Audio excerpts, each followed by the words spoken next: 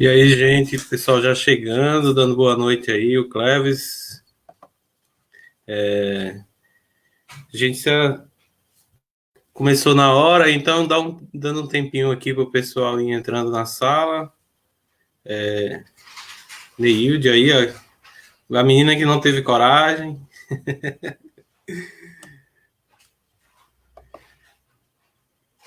Que branquinha Já abrimos floraça. os microfones. Então, hoje, dando continuidade ao nosso projeto, a gente faz aspectos da história que ainda não foram lembrados, que não foram falados de forma mais intrínseca, mais a partir do envolvimento, da vivência e, enfim, a partir da história de seu Neton, que é uma pessoa que também eu tive a felicidade de conhecer, mas aí que as filhas hoje vão, de alguma forma, homenagear e ter o prazer de nos ajudar a registrar essa história de vida que é importante também para a nossa cidade. Então, já dou boa noite às meninas e já passo a bola para elas se apresentarem e, posteriormente, a gente já começa a contar essa história. Com a participação especial que tem que apresentar aí, né? De Malu. Eu vou ficar aqui até acabar.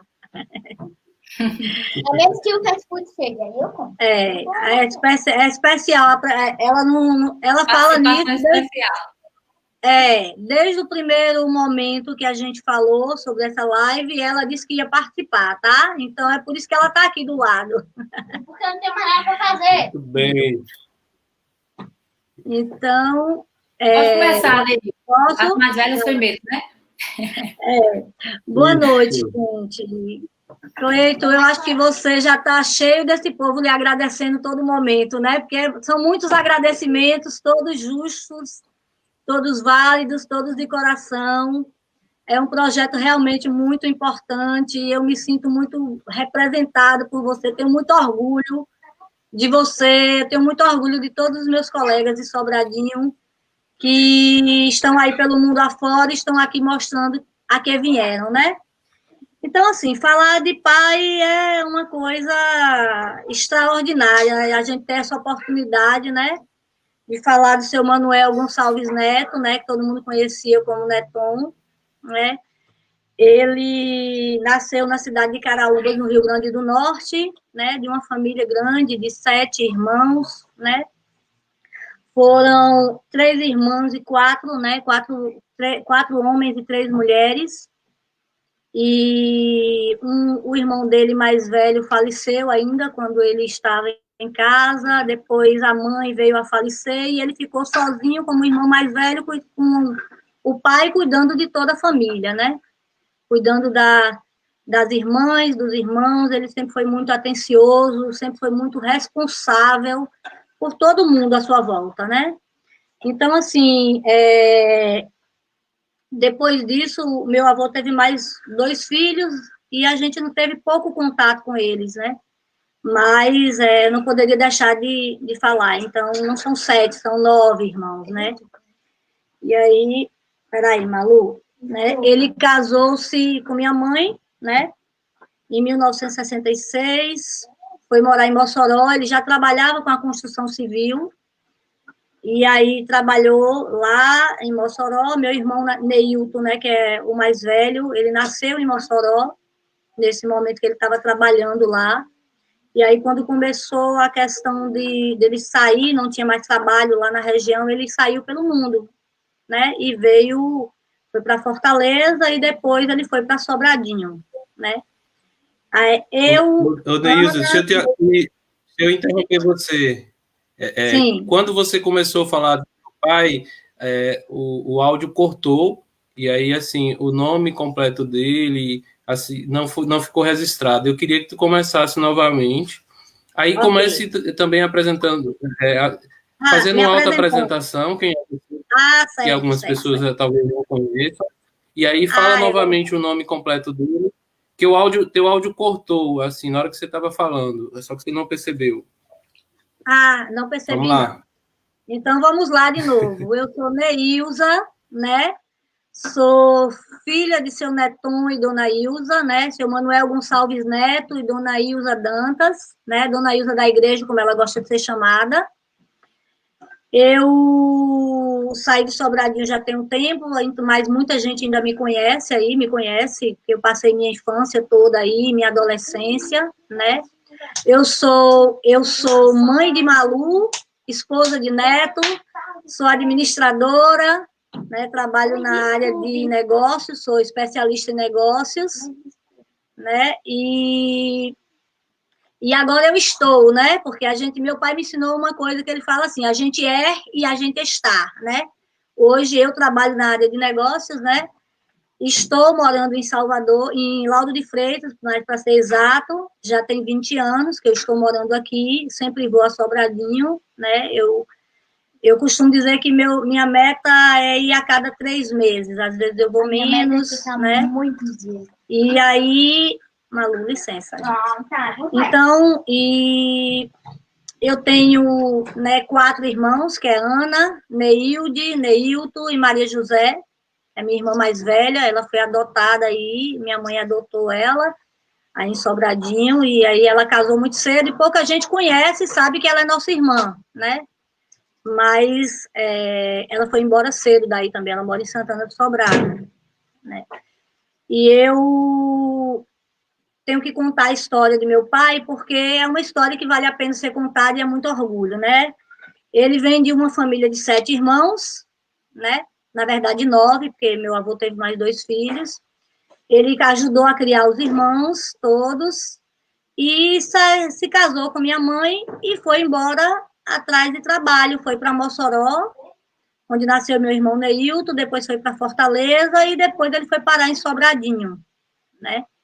Sempre buscando o sustento da família, né? Trabalhou como encarregado, como mestre de obra, né? E aí Ana vai contar essa parte dele, dessa parte que ele trabalhou em Sobradinho, quando começou as obras em Sobradinho, tá?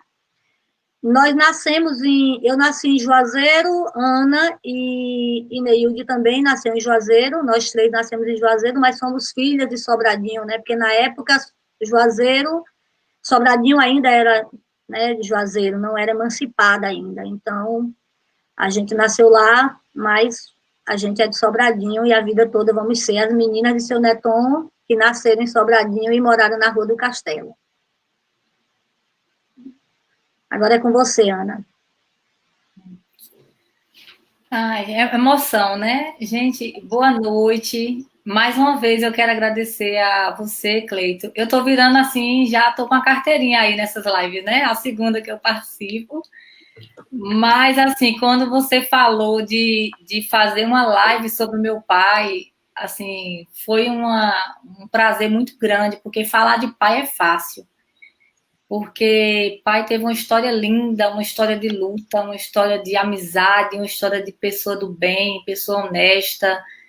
E esses valores ele deixou nos seus filhos, nos seus netos, nos seus bisnetos, que mais tarde a gente vai falar qual é a herança real que ele deixou, né?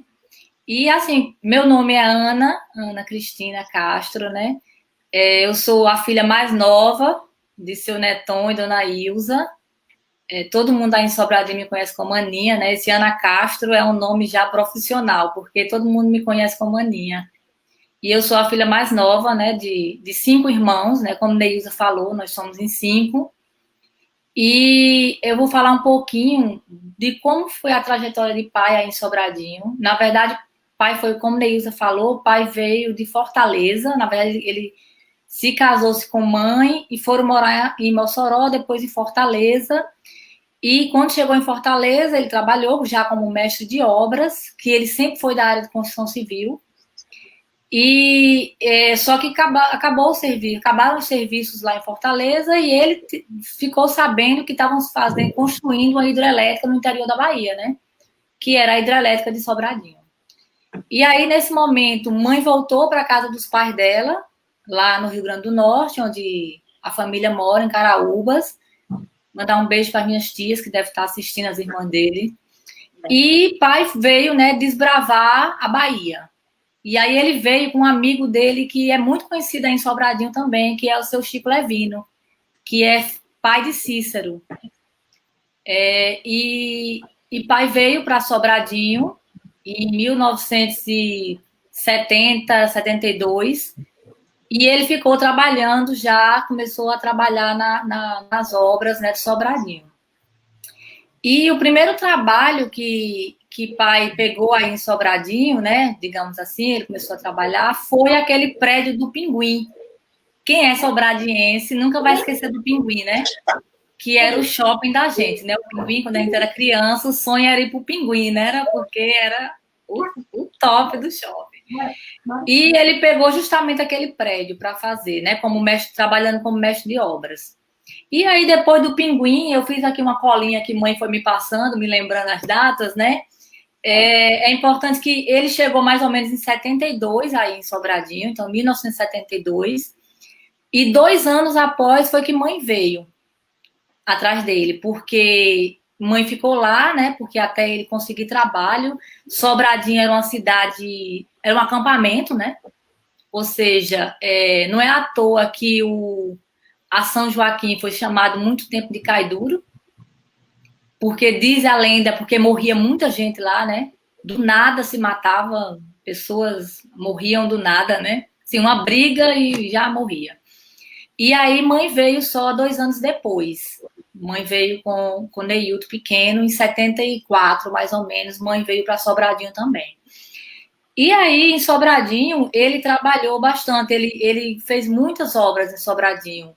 Depois que ele trabalhou no prédio aí do Pinguim, que hoje é o almoxarifado da Chesf, ele trabalhou na construção da igreja da São Francisco, ele trabalhou na construção das vilas, das próprias casas, das 2 vilas, Santana e São Francisco, do clube.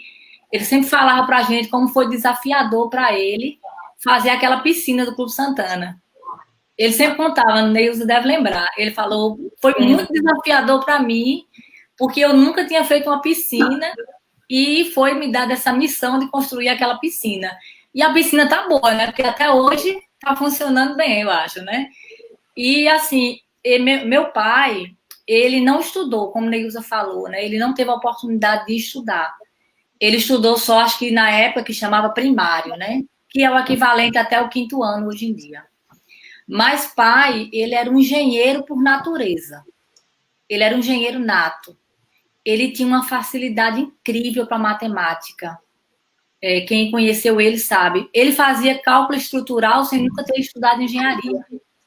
Então, a minha paixão por matemática foi ele quem despertou. Porque eu sempre admirava muito ele fazendo contas, fazendo cálculo, sempre fazendo as contas nas obras que ele fazia, e eu achava muito lindo aquilo ali, e aí foi isso que me despertou a paixão por matemática, que é tanto que depois eu fiz engenharia, e tudo começou com essa admiração que eu tinha a pai. E aí ele ficou em Sobradinho, sempre em Sobradinho, ele sempre dizia pra gente, eu nunca vou embora de Sobradinho, eu vou morrer em Sobradinho.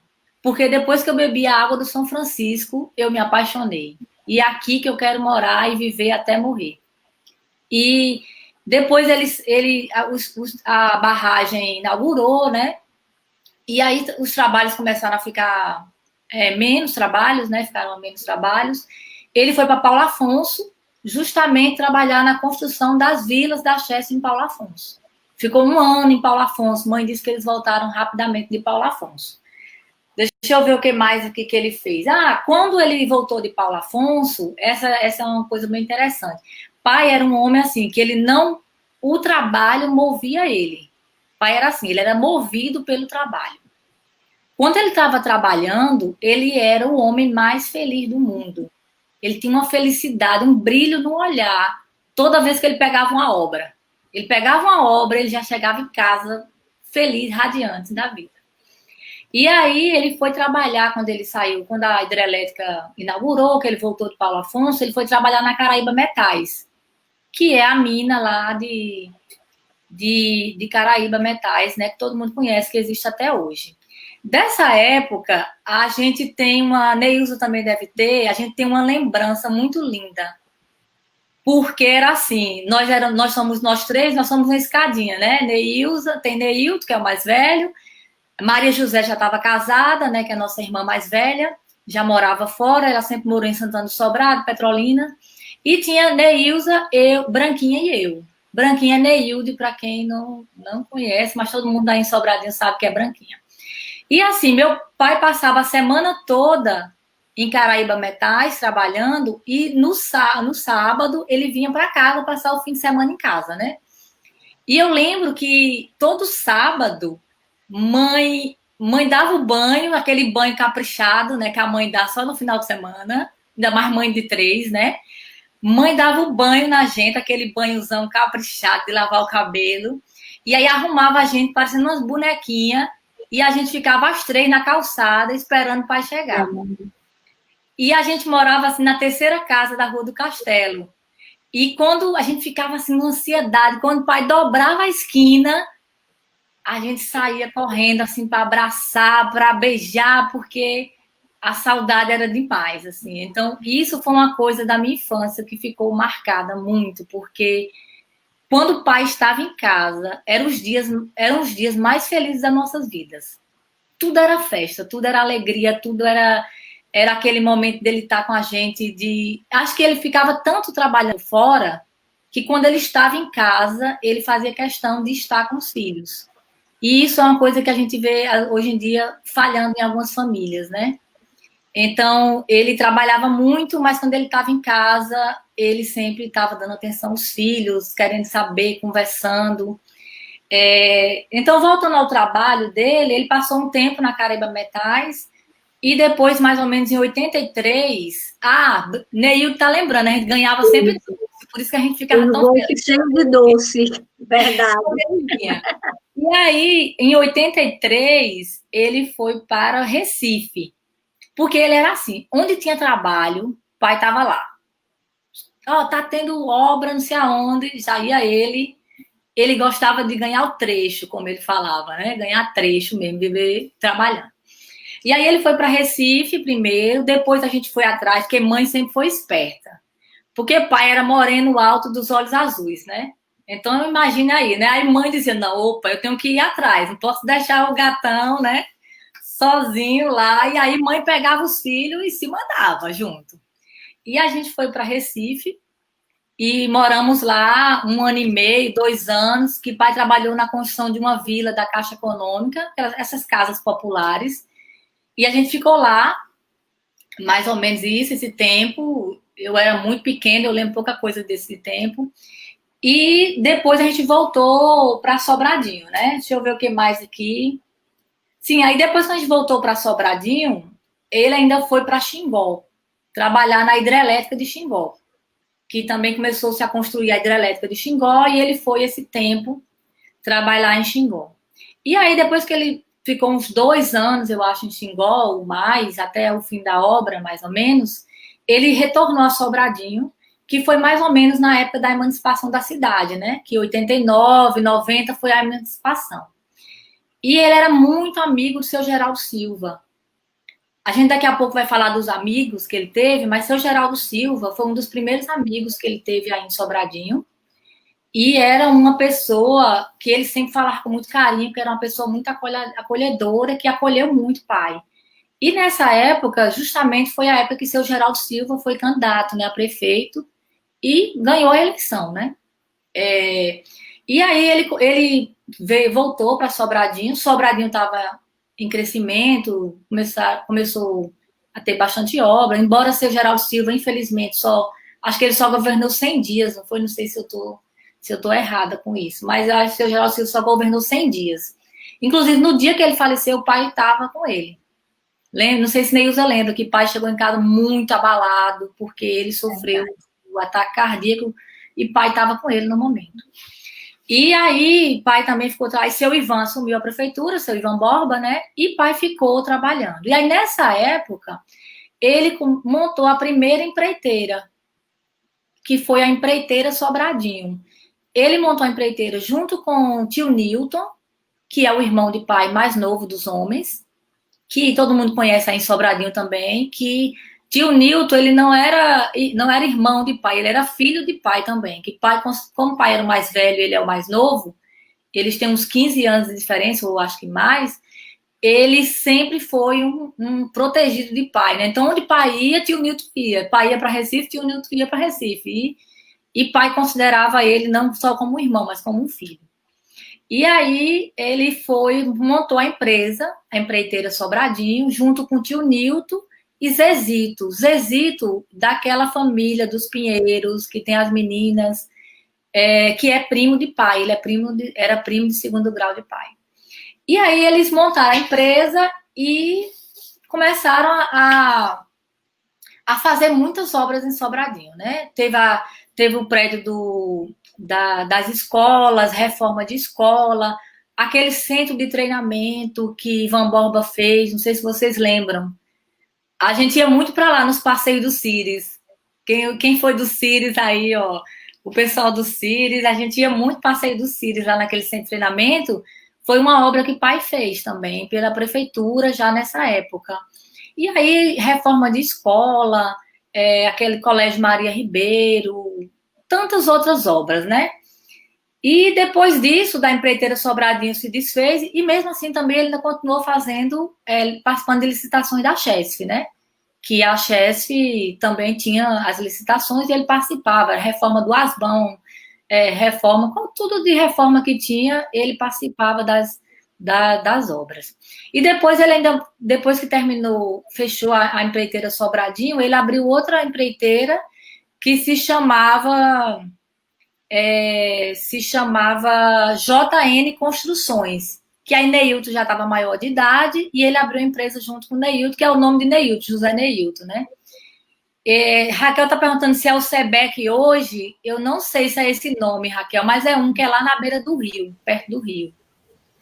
E aí... O Recanto da Caatinga é porque teve o Recanto da Caatinga e teve o centro de treinamento, onde não existe mais, eu acredito. Isso, que ficava... Ele construiu esse centro de treinamento. Esse centro de treinamento. Depois da rotatória, ao invés de você ir em direção ao balneário, você entra à esquerda, que aí, no caso, ia em direção a esse centro de treinamento, que era onde existia uma outra guarita, antigamente. Isso, pronto. Que aí foi essa obra aí que pai participou, que pai fez essa obra aí também. E aí ele trabalhou bastante aí em Sobradinho, no governo do professor Hamilton, né, que também, o saudoso professor Hamilton, ele fez muitas obras. Quando o professor Hamilton faleceu, o pai estava fazendo a obra da escola do Lagoa Grande. Ali, aquele que é parte de Sobradinho também, que eu lembro muito bem disso, o pai estava fazendo aquela obra. E aí, pai participou sempre, teve sempre caminho aberto. Pai era uma pessoa muito fácil de conversar, acho que alguém aí colocou que pai era calmo, e ele era uma pessoa muito amigável. Tanto que eu acho que aí em Sobradinho não tem ninguém que tenha assim dizer, poxa, seu Netão não foi uma pessoa boa, porque ele era muito amigável. Ele era muito amigo e ele era uma pessoa que, apesar de pouca escolaridade, ele era uma pessoa que sabia muito conversar. Ele tinha um trato de saber muito conversar com as pessoas, com todo mundo. O pessoal lá da Chesf sempre tem esse respeito por ele, porque ele sabia uma pessoa que sabia muito conversar. E aí, depois desse tempo todo que ele trabalhou em Sobradinho, todas as prefeituras, todos os governos que houve aí, ele trabalhou. Aí ele foi, mais ou menos em 98, ele foi para Salvador. Sobradinho já estava naquela fase, assim, sem obras, né? E aí ele disse, não, eu vou para Salvador, porque lá em Salvador está tendo oportunidade. Está tendo obra lá de saneamento e eu vou para lá. E aí foi uma época boa, porque foi na época que eu fui para Salvador. Eu terminei a escola técnica e fui para Salvador estagiar. E aí, logo em seguida, ele foi também.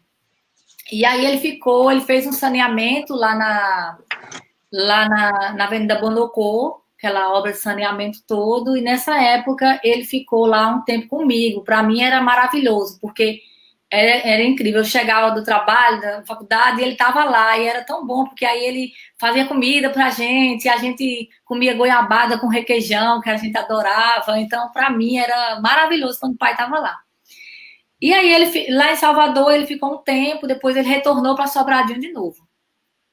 Ainda lá em Salvador, ele fez algumas obras legais. Ele reformou a casa de Margareth Menezes, que é aquela cantora que é famosa. É aquela casa, uma casa que fica em Piatã, né, Neilza? Piatã? A casa de Margareth Menezes? Em Piatã. E aí ele fez essa reforma da casa de Margareth. Não é Piatã, não? Não, em Pituaçu. Pituaçu, pronto. Eu me confundi os bairros, é pertinho, é Pituaçu. E ele trabalhou nessa reforma, fez a reforma da casa dela todinha. Não, é Pituaçu. Isso, Pituaçu. Isso. E ele fez a reforma da casa, inclusive ela é uma pessoa maravilhosa, Margareth Menezes, posso dizer porque ela é maravilhosa, humilde, o trato com as pessoas, e ele ficou muito feliz de ter feito essa reforma da casa dela. E assim, finalizando essa parte de trabalho, senão se eu for falar o tanto que pai trabalhou na vida, eu vou ficar aqui até amanhã falando, porque foi tanto trabalho, tanta obra, tanta coisa, ele não parava. Pai, ele como eu falei, ele era movido ao trabalho. É tanto que ele se aposentou, mas pai trabalhou até os 76 anos. Ele só parou porque ele foi acometido por uma doença. E ele trabalhou até 76 anos. Quando ele descobriu que estava doente, ele estava construindo aquelas casinhas de Juazeiro ali do Minha Casa Minha Vida. Não sei se vocês sabem, na saída de Juazeiro. Não tem uma casa Minha Vida ali no projeto? Ele estava trabalhando ali como mestre de obras, com 76 anos. E uma disposição enorme de acordar, de ir trabalhar. E ele ficava feliz, a gente brigava com ele. Pai, o senhor não precisa mais trabalhar, pai. A gente está todo mundo criado, o senhor tem que descansar. Ele dizia, filha, se eu parar de trabalhar, eu morro. Porque o trabalho é o meu combustível, é como eu fico feliz trabalhando. É como eu me sinto útil, é como eu gosto de trabalhar. Então, ele trabalhou, ele fez... Essa foi a história, mais ou menos, de trabalho do meu pai. Eu acho que aí em Sobradinho, para todo cantinho que você olhar, você vê um pouquinho do suor dele. Todo cantinho aí. A igreja da São Francisco, a igreja da São Joaquim, ele ajudou a reformar algumas vezes. Escolas, o Cires, naquela reforma que o Cires teve, ele participou. O plenário da Câmara de Vereadores foi obra que ele fez. Então, todo cantinho aí você olha e vê um pedacinho do suor do meu pai, que foi um homem muito trabalhador, muito honesto, que imprimiu valores incríveis nos filhos, em todos os 5 filhos. Ele imprimiu esses valores de trabalho, de buscar, né, de crescer. Ele sempre dizia para a gente, filha, você tem que crescer com as suas próprias pernas. Ele dizia isso para a gente. Eu lembro que quando eu fui para Salvador, mãe não queria, porque acho que a mãe, né, eu a caçulinha, muito novinha, e mãe não queria deixar. Mãe, não vai para Salvador, não. E aí pai disse, ela vai, ela quer ir, ela vai trabalhar, ela vai construir os sonhos dela, né, de a gente trabalhar. E ele sempre dizia isso, filha, busque você crescer na vida, mas não tente passar por cima de ninguém, cresça com seus méritos. Ele sempre dava esses conselhos para todas nós. E Neilza é minha testemunha aí. Branquinha, se eu estiver mentindo, pode falar também, viu, Branquinha? Tá assistindo. Então, agora eu vou deixar para a Neilza falar, senão, olha, eu sou professora, falo muito. Então, eu vou deixar a Neilza falar um pouquinho, senão daqui a pouco eu não vou ter mais o que falar, né? Vá, Neilza, fale. Fale a parte dos amigos, da família. Não, eu quero falar um pouco mais dessa questão dos princípios, né, que ele passou para a gente, da pessoa que ele foi, né. Outro dia eu estava falando com Branquinha, e ela falou para mim, você percebeu que pai nunca disse não para a gente? Ele nunca disse não, porque ele dizia que a gente tinha que tomar nossas próprias decisões, né? Ele nunca disse não, porque ele acreditava em tudo que ele ensinou para a gente, né? Que a gente tinha que ser digno de nós e da família, né? Ele sempre dizia, você não é só no mundo, seja digno de você e de sua família, né? Então, ele nunca disse não, porque ele acreditou nisso, que a gente ia seguir o que ele falou para a gente, né? O que ele o legado dele, que foi a questão de a gente ser independente, né? Meu pai não criou as filhas dele para casar, como os pais fazem, né? Ah, eu vou criar e vai casar e vai ser sustentada por alguém, né? Ele nos criou, a nós três, para que a gente fosse independente emocionalmente, financeiramente, e que se a gente escolhesse um companheiro, esse companheiro seria para somar, seria uma pessoa que a gente ama para viver a vida com a gente, para seguir com a gente, né? Para somar. E não para uma pessoa que fosse nos carregar, né? No sentido, em todo sentido, financeiro e emocional. Então, eu acho que o maior orgulho do meu pai foi esse, que nós somos todas independentes, financeiramente, emocionalmente, né? Nós temos nossa vida hoje, a gente saiu cedo e ele disse, sigam o caminho de vocês. E ele sempre esteve presente. Meu pai não tinha um Sempre. mês que ele não tivesse aqui comigo. Não E tinha, é interessante, sim. só interrompendo Neils aí, para não deixar o registro, é interessante assim, que entre uma obra e outra, quem trabalha com construção civil sabe, sempre tem um tempinho até pegar a próxima obra, né? E aí, sempre que ele parava uma obra, ele ia para Salvador ficar com a gente, né, Neilza? Ele ia, fazia questão de ficar lá com a gente, e o tempo todo, ele passava vários tempos lá, me ensinava, no início me ensinava a pegar ônibus, ó filha, se você se perder, você vai para o Guatemi, para Lapa, e você não fique nervosa, você se acalma e você vai. Ou seja, ele não tinha medo de eu me perder em Salvador, ele ficava me orientando para que se acontecesse, eu ficasse forte, né? E acho que foi isso que ficou. Mas pode falar, Neilza. Ele se dividia muito entre Salvador e Recife, né? Nosso irmão estava sempre com ele, né? Porque nosso irmão foi um pilar também para ele. E ele ficou a vida toda do lado do meu pai e de minha mãe. Até hoje ele está do lado da minha mãe, ele não saiu daí, optou por não sair, né? Eu acho até que o fato dele ter ficado aí, de repente, atrapalhou um pouco a parte dele na questão do trabalho, né? Porque não teve muitas oportunidades de trabalho, aí não tem, né? Ele não estudou também, não saiu para estudar, e aí agora ele diz que está velho para isso, apesar que não, ele é super jovem, super inteligente, né? Tem toda a vida pela frente, e a vida tem dado umas rasteiras dele aí, que ele perdeu o pai, depois perdeu a esposa, mas ele é forte e vai superar, vai passar. Meu pai está lá em cima dando força para ele. E então, essa questão de meu pai com as obras, né, com o trabalho, uma coisa que sempre ele deixou claro para a gente é que nenhum funcionário dele ia ficar sem ser pago. Nunca. Nunca, em nenhuma hipótese. Ele podia chegar em casa e vender o que ele Dividia a quisesse. feira. Dividia o que tinha na geladeira. Exatamente. Ele dividia até o que tinha na geladeira, mas ele nunca ia deixar um funcionário dele passar nenhuma necessidade, né? Quando a gente era criança e morava lá na Rua do Castelo, até nossa adolescência, a gente viveu muito isso lá, porque a gente ali era praticamente uma colônia de pescadores, né? Então, tinha vários pescadores, e a gente viveu isso na Rua do Castelo, que todo mundo se ajudava, que todo mundo dividia, que todo mundo olhava o filho do outro. Em Sobradinho tinha muito isso na nossa época, né? De todo mundo estar olhando ali por nós. Mãe Então, saía e a mãe de Liette, de Gildete, olhava a gente, né? sempre estava Era olhando, assim.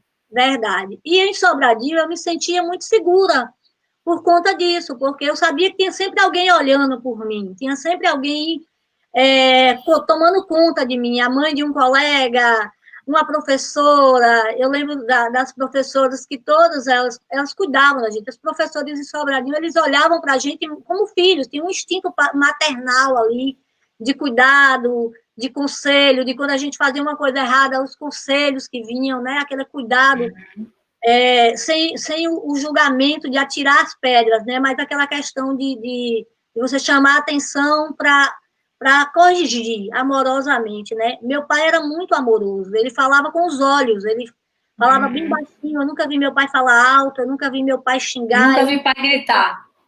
Nunca. Xingar, Nunca vi ele nada. insultar alguém, nada. Ele falava com os olhos, ele tinha uma presença, assim, muito amorosa, de chegar num ambiente e olhar tudo, esperar a vez dele, e ter cuidado com o que ia falar, né? eu falo muito, e eu falo alto, né, num tom mais agressivo, né? Ana é mais tranquila, Branquinha também é mais tranquila, eu sou mais assim, porque eu fui trabalhar também muito cedo, porque eu queria ganhar dinheiro, né? Eu queria ganhar dinheiro e ajudar meus pais, então eu fui trabalhar cedo, e ele deixou. Minha mãe brigava, porque ela dizia assim, se tirar menos de 7, você não trabalha mais, e eu não podia tirar menos de 7, então eu tinha que trabalhar e estudar, porque minha mãe era muito rígida, sempre foi muito rígida com a questão de educação. E meu pai, ele confiava muito na gente. Ele dizia bem assim, não tem como dar errado, não, porque quando a raiz é boa, não tem como dar errado.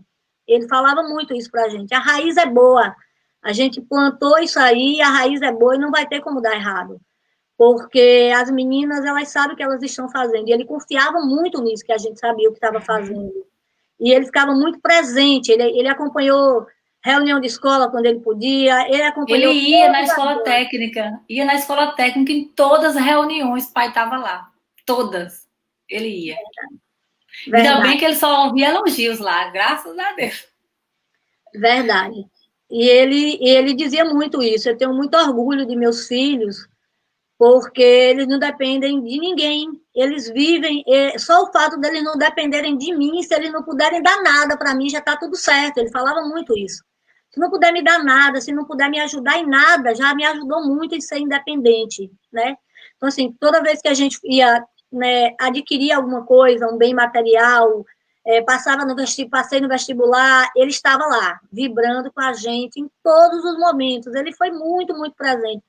Quando eu comprei meu primeiro apartamento, ele veio para dar o parecer dele. Quando eu comprei minha primeira casa, ele veio cheio de orgulho e olhou tudo. E aqui mesmo no condomínio, ele começou a fazer obra no condomínio, porque ele começou a se envolver com as pessoas do condomínio. E aí as pessoas queriam fazer reforma e ele veio para cá e começou a fazer a obra do condomínio com o pessoal. E foi muito engraçado isso, porque ninguém sabia que eu não falava, né? Na época a gente não queria mais que ele trabalhasse, porque ele já estava numa certa idade.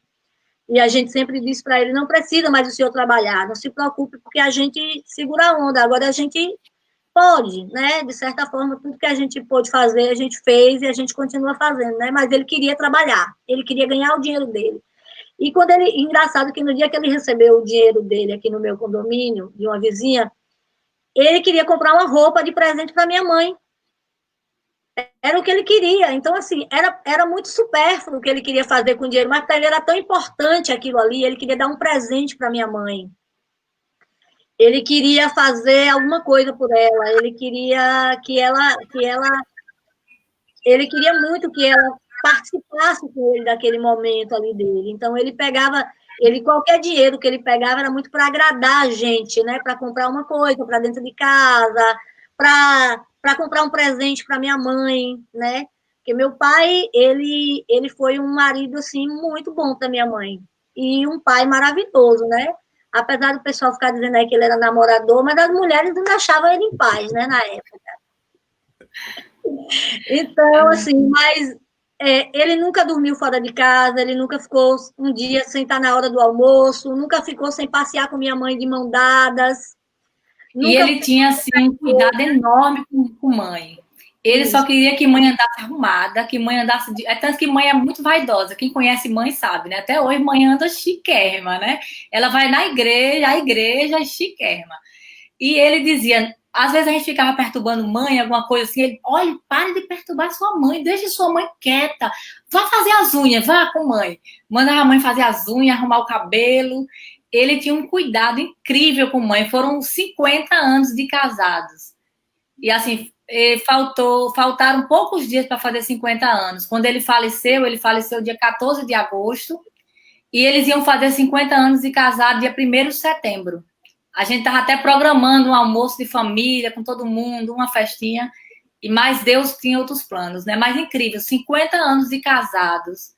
E era um amor que você, assim, ficava besta, porque era um cuidado, um carinho, um amor, né?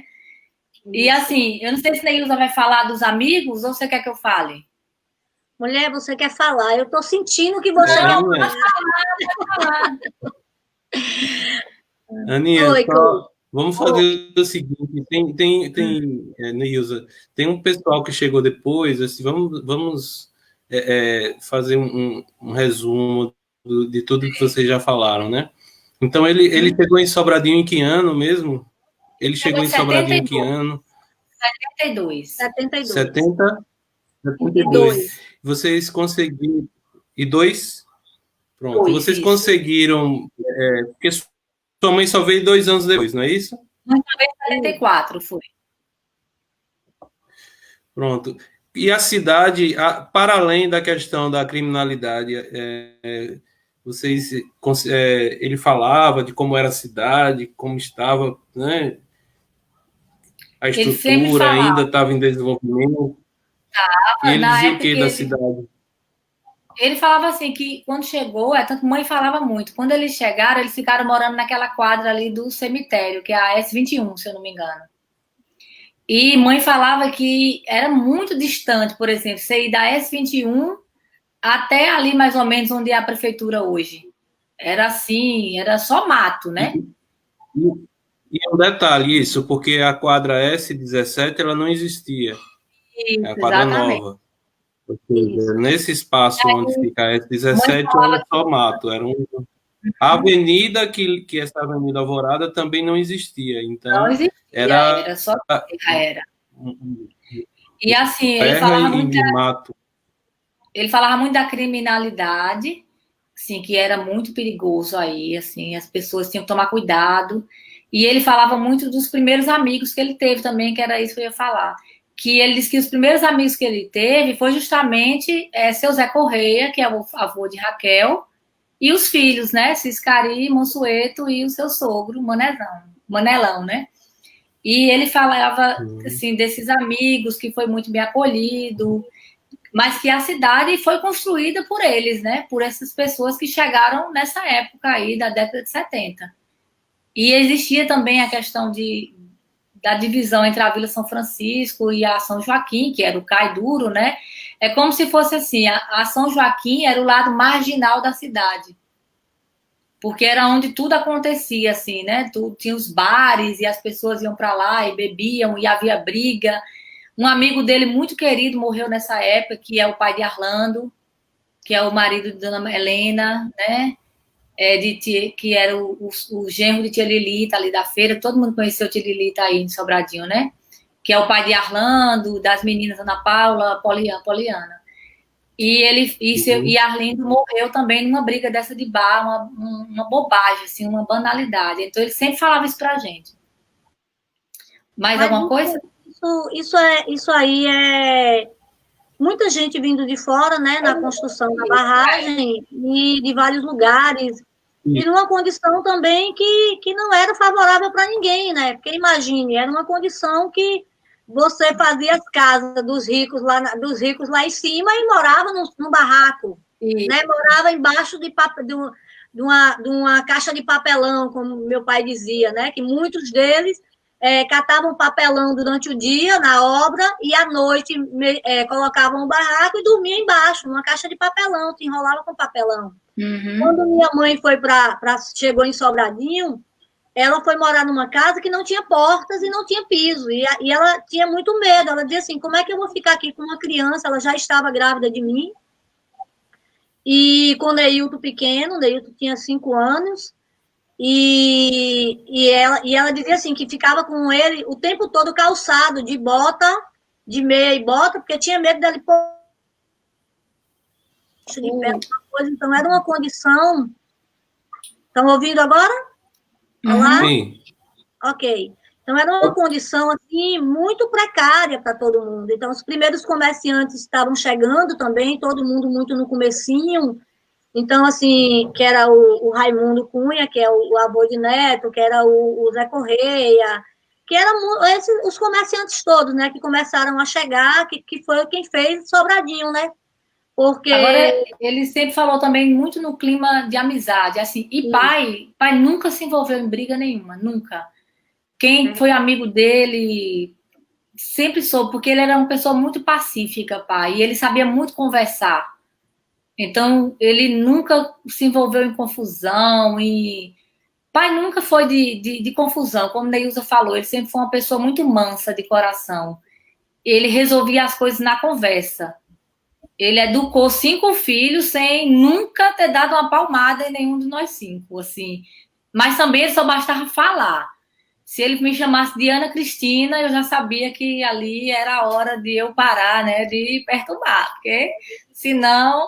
Então, assim, ele era muito pacificador, então ele ajuda, de certa forma, ele pacificava um pouco essa questão dele participar desse momento, só que ele nunca ter se envolvido em nenhuma... Sabia o momento certo, né, de se retirar. É uma história interessante, Neilza, a gente para pensar, o cara que construía casas, que construía prédios, que construiu diversas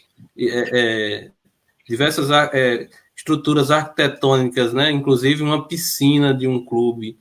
Então, ele trabalhava com isso e não tinha ainda a estrutura mínima para viver. Imagina como a desigualdade ela era latente naquele período, né? Então, assim, quando a gente eu gosto sempre de ressaltar. Eu gosto sempre de ressaltar essa parte para que as pessoas entendam como foi difícil o início muito difícil para nossos pais, para os primeiros pioneiros que vieram. Porque a gente não destaca, as pessoas observam as quadras novas, né, que existem, que hoje totalmente a cidade urbanizada, estruturada, assim, vamos pensar nas casas. E naquele período, não. E principalmente para vocês, eu pensar nesse deslocamento, onde hoje nós temos uma quadra praticamente completa, que é na S17, ele era tudo mato e em alguns lugares bem estranho mesmo. Bem estranho. Então, assim, é bom ressaltar para que as pessoas que são mais novas, elas possam imaginar como era difícil para ele, ou seja, sair de casa, deixar a esposa grávida com um menino pequeno, como você estava destacando, né? Sempre calçado, com medo de insetos, de bichos, exatamente. Porque ela realmente estava em um lugar bastante estranho, diverso, cheio de mato, ou seja, como se ela realmente estivesse morando em um lugar no mato mesmo, porque era o que esse espaço, a cidade era na época, né? Exatamente, Cleiton, foi isso mesmo. E essa questão, por exemplo, meu pai falava muito que nesse período existiam poucos veículos lá, poucas pessoas que tinham condições de ter veículos, né, de ter um carro. E quando eu nasci, por exemplo, minha mãe, ela estava grávida de 7 meses de mim, e ela foi passar o Natal na casa de um desses colegas, né, dele. E aí o muro, choveu muito, e o muro caiu, e ela estava sentada e caiu nas costas dela, né? E aí levaram ela para Juazeiro, e ele disse que foi um sufoco, assim, um desespero para encontrar alguém que pudesse dar um socorro. Levar em Juazeiro, ainda mais no Natal. Não tinha um hospital, não tinha nada que pudesse atender ela aí. E você então, nasceu prematura por causa disso, não foi? Isso, eu nasci prematura de 7 meses, né, em Juazeiro, e muitas vezes ela disse que o médico dizia, por falta de recursos, ele dizia assim, ela não vai sobreviver. E ela dizia assim, que ele dizia, ela não passa dessa noite comigo, e no outro dia eu estava viva, né? E ela dizia, isso é um milagre, naquela época eu não podia ficar no hospital, então ele disse, leve sua filha para casa. E ela não tinha nada, ela não tinha um berço, ela não tinha nada, ela tinha uma rede. E ela disse que passava a noite, me colocava na rede, passava a noite me olhando. E toda hora ela colocava água na minha boca, um pouquinho de água. Ela também não tinha leite, né, para me amamentar, né? Então, assim, ela diz assim, você viveu por milagre, né? Eu vivi porque eu tinha que viver, porque eu tinha que estar aqui hoje contando essa história. Né, mas a dificuldade que foi, Malu está aqui dizendo que ela também nasceu de 7 meses, minha gente. Foi. De 6, porque ela queria ficar sendo igual a mamãe. Sim. Entendeu? Então, assim, era muito difícil. Então, imagine quantas outras mães passaram por isso aí em Sobradinho. Né? Quantas outras pessoas nasceram nesse estado de de nenhum recurso, de nada, de não ter leite. Minha mãe disse que essa foi uma época que faltava leite aí, que ela ia que ela ia e falava com os donos do supermercado, dizia assim, por favor, eu tenho um bebê pequeno, guarde uma lata de leite para mim, que eu venho buscar quando eu tiver o dinheiro. Porque seu também... Geraldo Silva, ela sempre fala que seu Geraldo Silva foi um amigo muito bom nessa época, porque ele trazia, a mãe disse que seu Geraldo Silva trazia leite e água mineral para ela, porque a água daí também era horrível nessa época, não tinha tratamento a água. E ela com a bebê recém-nascida, prematura, e aí seu Geraldo Silva que trazia leite e água mineral para ela, nessa época também. Verdade. Então, assim, foi um momento... Aí, Ilza e Aninha, que eu acho até, assim, deixando uma dica para quem faz pedagogia, quem faz geografia, para quem faz humanas, se você for observar, inclusive, nos cemitérios, certos períodos né, vamos dizer assim, décadas, você vai encontrar muitos túmulos de criança, de bebês. Porque, assim, a mortalidade infantil era enorme. Isso, a pastoral da criança salvou muitas vidas. Então, assim, se nós não buscarmos na história para entender a importância de algumas instituições, a gente já passa batido, porque em algum momento da história, algumas políticas públicas que foram criadas, elas conseguiram realmente replicar ideias que nasceram a partir dos movimentos sociais e principalmente a partir da atuação política da Igreja Católica. Isso é importante ressaltar, e principalmente nesse detalhe, porque assim, você falou muito bem dessa dificuldade, mas tem um detalhe que eu sempre destaco, que nós, de alguma forma, tínhamos pai e mãe. Porém, isso não era comum naquela época, ter pai e mãe. Geralmente, as crianças eram criadas pelas mães somente. E não é como nessa estrutura social que hoje tem a avó ajudando muitas vezes. Não, as famílias vieram, o marido veio, depois foi buscar a esposa ou foi buscar a noiva, casou, como foi o caso do meu pai, casou, trouxe a esposa, tirou do seio da família e trouxe para um lugar inóspito que estava nascendo ainda. Aqui, muitas vezes, ele saiu, foi em busca de outro emprego e deixou a esposa com 2, 3 filhos. Então, muitas mulheres criaram seus filhos sozinhas. Então, assim, por isso que os movimentos sociais do início da construção da cidade, eles são bem dinâmicos e têm uma participação muito forte das mulheres. E isso é importante de ressaltar por causa dessa questão que era latente na época. Isso, mãe mesmo foi uma mulher muito forte, porque ela passou muito tempo sozinha, um aspecto educando os filhos. Eu achei importante a partir de sua... Não estou ouvindo. Cortou sua fala. Cortou. Eu estou dizendo assim, mãe, ela foi uma guerreira também, porque ela ficou muito tempo sozinha com a gente, que pai trabalhava muito tempo fora. Então, ela passava muito tempo tendo que ficar sozinha, aguentando a barra, educando a gente, trabalhando, que mãe também sempre trabalhou. Então, ela sempre foi muito guerreira também e representa todas essas mulheres aí que são guerreiras, que criam seus filhos, né? Então, é importante ressaltar isso também, como você está falando, Cleiton.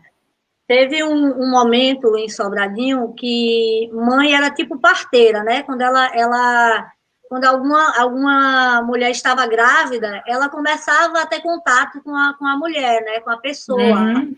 E aí, quando o filho ia nascer, ela estava lá. E o pessoal ia chamar. Ela acompanhava a pessoa ao hospital, às vezes. Isso, e assim, lá na Rua do Castelo, tinha muito isso, né? Tinha a avó, que a gente chamava, uma senhora que a gente chamava de vó, que é mãe do seu Valdício, né? Que foi da colônia. E a gente foi criado muito ali, e mãe ajudava ela a fazer os partos das mulheres ali da região, né? E outro ponto importante foi que quando as freiras vieram para Sobradinho, que criaram aquele centro ali, Antônio Conselheiro. Isso. E comecei a ter várias atividades lá, né? Pintura, datilografia, uma série de coisas. E aí começou as mães, por exemplo, a gente ia para a escola e à tarde não fazia nada. E aí minha mãe dizia, você vai lá para o Antônio Conselheiro e vai fazer o curso que tiver lá. E aí Isso. todos nós fizemos esses cursos, né? E aí a gente fazia os cursos e depois a gente era professora desses cursos. E aí foi um momento que para Sobradinho foi importante, porque foi um momento que a gente tinha para onde ir, tinha alguma coisa para fazer, tinha uma atividade para fazer, e assim, e era tudo de graça, era tudo.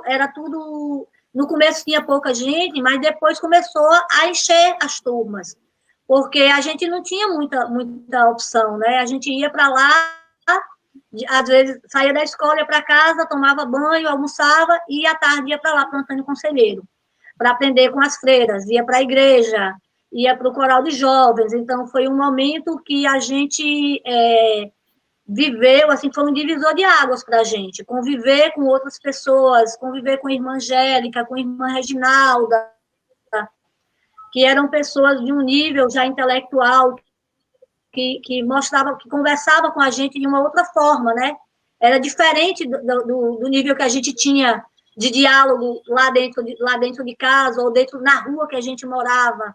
Então foi um momento bom, importante para a cidade, o momento da vinda das freiras para Sobradinho, que quando elas começaram a trazer esses programas sociais, né, para as crianças, para as mulheres também, para as mulheres que não faziam nada, que não tinham condições de criar seus filhos, e elas começaram a levar para lá, para o Antônio Conselheiro, para poder aprender a costurar, para poder aprender a pintar, para ter uma profissão, né? Eu me lembro que mãe deu aula lá também no Antônio Conselheiro para outras mulheres, e era um movimento que a gente dava e recebia, né, de volta. Ninguém pagava nada por aquilo. E foi muito importante para a gente nesse período que a gente esteve, né, envolvido assim com as irmãs da igreja. E pai também, ele se envolvia com isso, junto com a gente. Então, assim, porque ele participava de todas as questões. Então, quando tinha alguma coisa que quebrava na casa de alguém da igreja ou no Antônio Conselheiro, ele estava sempre lá disposto a ajudar, né? Então, assim, a gente viveu esse momento muito de, como é que se diz, de troca, né? De cada um, você dá o que você tem. Aí em Sobradinho, no começo, foi muito isso, né? Eu tenho um carro, eu ajudo a comunidade. Eu me lembro que meu pai dizia que tinha um táxi só aí, né? Então, assim, às vezes não tinha dinheiro para pagar o táxi, mas os amigos tinham. Então, todo mundo se ajudava e pagava o táxi. E, às vezes, o dinheiro não dava, mas o táxi ia mesmo assim, porque não ia deixar uma pessoa morrer, não ia deixar uma pessoa. Então, era um outro momento da cidade, um outro momento onde as pessoas, todo mundo de fora e longe das suas famílias, longe dos seus pais. Todo mundo se ajudando. E todo mundo se ajudava, e todo mundo se entendia, e todo mundo cuidava um do outro. Foi um momento importante quando nasceu, né, a cidade. Né? Hoje em dia está todo mundo mais, né, cada um cuida de sua vida, tem outras é uma outra história, né, hoje em dia, são outros valores. Disso, a gente não pode esquecer dos amigos, né? Isso. Eu vi nesse instante aí que Valdeilson colocou aí que o pai dele era muito amigo de pai, nossas famílias, que era seu João Boca Rica, né? Que era um amigo muito querido de pai. Niquima tá falando aí também, o pai dele, seu Alfredo, foi muito amigo do pai. O pai teve muitos amigos aí. Chico Mossoró, que é um pioneiro da cidade também, né? Que Chico Mossoró é conterrâneo de pai e as pessoas pensavam até que a gente era parente, né? Porque pai sempre foi muito amigo de Chico. E tantos outros lá. Neuza falou aí do coletivismo que a gente vivia na Rua do Castelo e era incrível, porque lá na Rua do Castelo era assim, o que um tinha, todos tinham. E a gente comemorava tudo, não sei se Neuza vai lembrar bem, era assim, compramos uma televisão nova, opa, vamos fazer uma festa. Aí era uma festa, era forró a noite toda na casa de quem comprou a televisão nova. Eu lembro que a primeira televisão colorida foi a lá de casa, não sei se Neuza lembra, o pai comprou uma televisão colorida. E a gente colocava na janela para todo mundo assistir. E aí, mãe colocava a televisão na janela para que todo mundo da rua pudesse assistir. Na hora da novela, o pessoal sentava todo na calçada e a gente ia assistir a novela. Todo mundo na farra, como se fosse uma grande festa. E assim, lá todo mundo comemorava. A gente chamava, era todo mundo família, porque a gente chamava a avó dos outros de vó, a gente tomava a benção. Padrinho Valdice era meu padrinho, era padrinho de Branquinha, e a gente era assim, todo mundo, seu Antônio do Ouro, Laurindo era como se fosse nosso irmão, os Nosso meninos. irmão, é. Então, é assim, era um coletivismo, era um vibrando pelo outro. Se não tivesse, por exemplo, faltou um café aqui. Menina, corre ali na casa fulano, pega lá um café. Ou seja, era uma questão que, apesar da gente ter pouco, a gente tinha pouco na época, todo mundo, né? Mas era todo mundo um ajudando o outro e ninguém passava perreio. Se tivesse o carro, pai também tinha um carrinho, o pai foi um dos primeiros a comprar um carrinho lá. E assim, podia ser de madrugada, podia ser a hora que fosse. Precisou, podia chamar, qualquer hora da noite, que estava todo mundo disposto a ajudar uns aos outros. Então, isso também ficou muito marcado, assim, que hoje em dia a gente tem que ter esse resgate um pouco desse coletivismo. A gente mora, às vezes, numa rua e a gente não conhece nem os vizinhos, né? É interessante, você mora numa rua que você não conhece seus vizinhos. Então, é uma coisa interessante da gente resgatar, da gente trazer de volta também alguns aspectos desse tipo, né? Bom, Que só... eu não sei como é que tá o tempo aí pra gente, Cleito, mas eu queria contar uma história engraçada aqui de Ana, né? Quando Pode Ana foi para a contar, escola... tá Oi? tranquilo o tempo aqui. Tá, ótimo. Quando Ana Pode foi ficar à para a vontade, escola... o tempo tá tranquilo. Tá.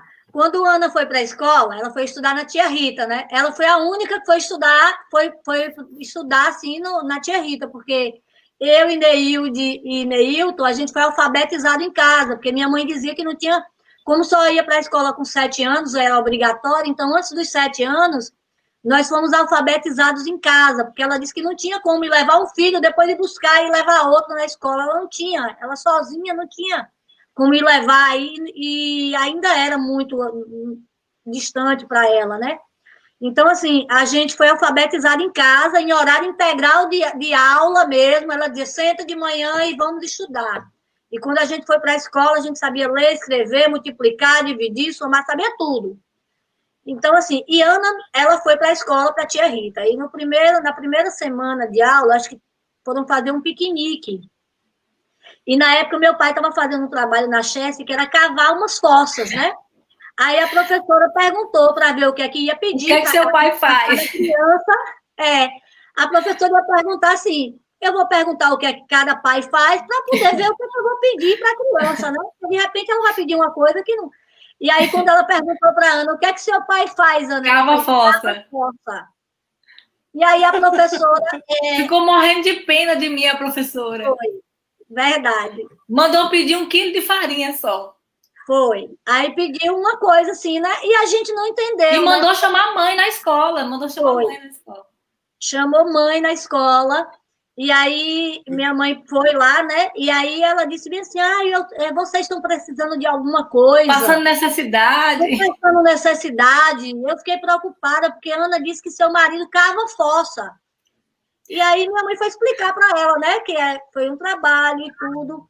Mas imagine a inocência de uma criança, né? Naquele momento, ela disse, não, mas ele não cava fossa mesmo? O serviço era o que eu estava ouvindo em casa, o trabalho das fossas, o serviço das fossas, né? Assim, Neuza falou aí, realmente, eu fui muito privilegiada, né? Da outra live eu já falei isso. Acho que por ser a caçula, eu fui muito privilegiada, né? Porque eu já nasci na Rua do Castelo, eu não nasci lá na Rua do Cemitério, não, viu? Na quadra do cemitério, não. Eu já nasci na Rua do Castelo, a casinha já era toda arrumadinha, já tinha piso, teto, porta, né? Uma casinha direitinha. Então, eu fui muito privilegiada de ter meus irmãos cuidando de mim. Assim, a Neuza falou aí a questão da gente ser alfabetizada em casa, e a gente foi mesmo. Eu lembro que eu comecei, tanto que eu sempre fui um ano adiantada na escola, porque eu comecei lá no Colégio Maria José, na pré-alfabetização, quando eu saí da... Não foi tia Rita, não, foi tia Lulu, a escola que eu estudei. Foi tia Lulu, verdade. De tia Zélia ali de Seu Bio, que tia Zélia era a diretora da escola. Eu estudei lá, acho que Raquel também estudou lá comigo. E aí eu fui para o Colégio Maria José e eu cheguei lá, eu já sabia ler, eu já sabia escrever, e aí eu fui adiantada de série. Eu pulei a pré-alfabetização e fui logo para a primeira série, porque mãe não brincava, não. Mãe era linha dura, assim, linha dura de ela quando estava na máquina para costurar, que eu não sei se vocês lembram, minha mãe era costureira. Ela costurou muito aí em Sobradinho para muita gente, para as pessoas da Santana, da Vila, aquelas madame chique, né? Mãe fazia muita roupa para elas.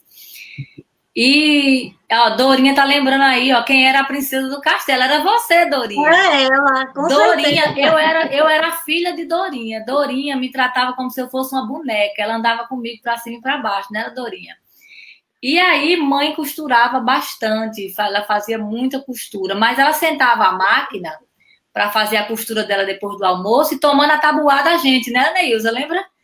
Ela sentava a máquina para costurando e tomando a tabuada, e ai de quem errasse, né? Se errasse, era bronca e umas palmadas na certa. Então, isso também ajudou muito. Já pai, não. Pai, ele era mais assim, ele não era muito de bronca, de...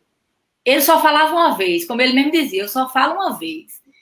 E eu lembro uma vez que eu cheguei da escola e estava assim, ao final do almoço, e eu cheguei cantando uma música que vi os colegas, os meninos cantando na escola, com sentido assim pejorativo do hino nacional. Os meninos devem lembrar dessa música, ouviram do Ipiranga aí, um sentido pejorativo. E eu cheguei da escola, inocentemente, eu devia ter uns 7, 8 anos, cantando isso, achando o máximo, né? E aí eu lembro que pai ouviu eu cantando, aí ele só fez assim, parou e fez, vem aqui, minha filha, onde você escutou isso? Aí eu, não, pai, os meninos estavam cantando na escola. E aí ele me deu uma aula do que era o hino nacional, do que era importante para a gente o hino nacional. Ou seja, ele não brigou comigo porque eu estava cantando a música lá errada. Ele me deu uma aula do que eu precisava saber, do respeito ao hino, do respeito à nossa bandeira, ao nosso país. E isso eu nunca esqueci.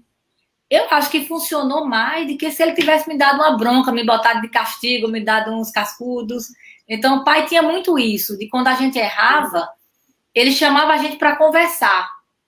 Tinha muito negócio na hora do almoço, né, Neilza? Era. Que a gente sempre almoçava, sempre todos à mesa, juntos, almoçava e jantava. E aí, quando ele queria falar alguma coisa, dar algum sermão, alguma bronca, ele aproveitava esse horário do almoço e sempre falava com a gente. E aí contava uma história para exemplificar o que ele queria dizer para a gente. Ele tinha muita história, pai. Ele tem uma história para contar, né? E aí era desse jeito que ele educava. Ele não educava gritando, brigando, ele educava conversando. É verdade, é verdade. E assim, em Sobradinho, né, ele dizia assim, eu gosto de Sobradinho porque aqui eu tenho um nome. Eu tenho um nome aqui. Eu construí essa. Ele tinha muito orgulho de dizer isso, que ele era conhecido lá, porque ele construiu aquela cidade também. E ele falava isso assim: vocês são as filhas de seu Neton. Então, tome cuidado com o que vocês fazem, tome cuidado com quem vocês andam, tome cuidado com o que vocês falam. Então, ele falava muito desse orgulho de ter construído a cidade. Então, a gente nunca teve uma condição financeira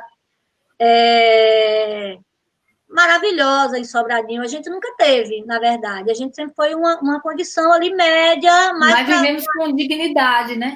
Mas vivíamos com muita dignidade, assim. A gente tinha o que comer e o que vestir, e nada de luxo, e nada de nada mais, né? Tanto que quando o Ana foi fazer a escola técnica, ele ficou preocupado porque a gente não sabia como é que a gente ia pagar o ônibus. A gente não sabia, assim, e eu já trabalhava, né, que eu sempre trabalhei, eu comecei a trabalhar com 13 anos de idade, e eu já trabalhava e sempre contribuía em casa, e ele ficou muito preocupado, mas ele disse assim, não, mas vai dar certo. Ele nunca disse não, não vá, não pode, né? Então, assim, foi um momento que, quando a Ana entrou na escola técnica, foi um momento que a gente estava numa situação financeira bem ruim, as obras eram poucas, a chefe, muita burocracia para nelas. Foi quando começou a vir as empreiteiras de fora, para o serviço da Chesf, porque foi um momento que começou a exigir muito, né, muito burocraticamente, para dar questão, para entrar e fazer uma obra dentro da Chesf, ficou mais burocrático. Então, as empresas em Sobradinho, elas não tinham mais, não estavam mais aptas, né, a fazer certas obras dentro da Chesf, né? Então, assim, foi um momento que eu achei que as empreiteiras todas sofreram muito, né?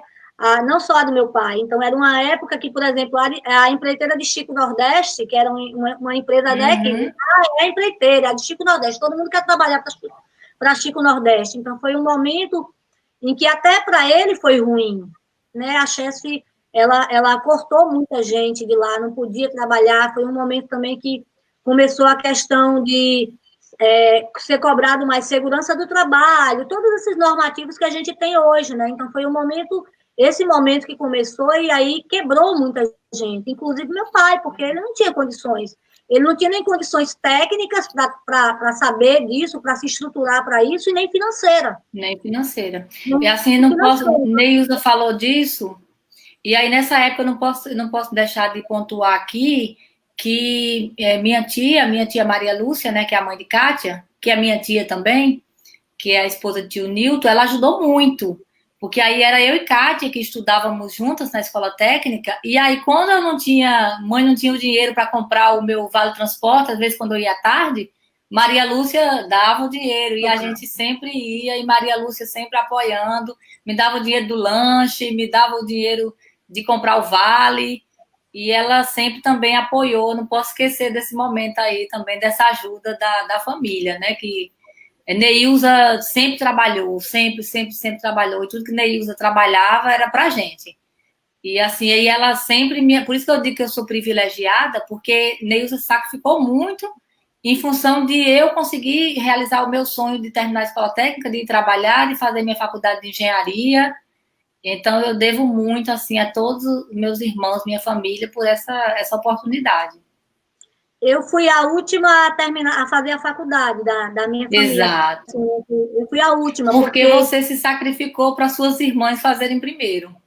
Exatamente. Não me arrependo nem um pouco disso. Eu acho que tudo é na hora certa. Eu sou uma privilegiada também, que eu passei por muitas coisas assim importantes. Eu costumo dizer que eu sou mãe de todo mundo, né? Eu sou mãe até da minha mãe, né? Que até hoje eu puxo a orelhinha dela quando ela faz danação, aí eu puxo a orelha dela. Então eu sou a mãe de todo mundo, né? Eu não me arrependo de ter feito isso por meus irmãos. Eu faria tudo de novo, né?